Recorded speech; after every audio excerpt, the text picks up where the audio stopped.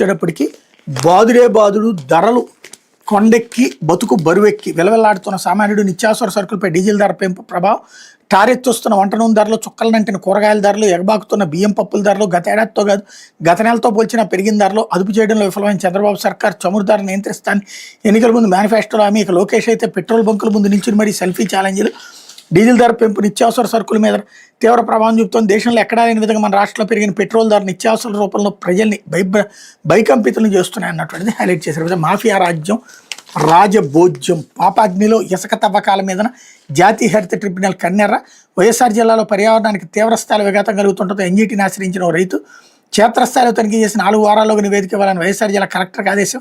కృష్ణా, గోదావరి, పెన్నా, వంశధార, నాగావళి సహా అన్ని నదుల్లోని ఇదే రీతిలో ఇసుక దోపిడీ ఇసుక మాఫియాపై ఎన్జీటీలో కేసులు వేసేందుకు ఎక్కడికక్కడ సిద్ధమవుతున్న రైతులు. వైఎస్ఆర్ జిల్లాలో చెయ్యేరు, పెన్నా, పాపాగ్ని, చిత్రావతి నదులతో పాటు బైరటిస్ ఖనిజాన్ని దోచేస్తున్న టీడీపీ నేతలు.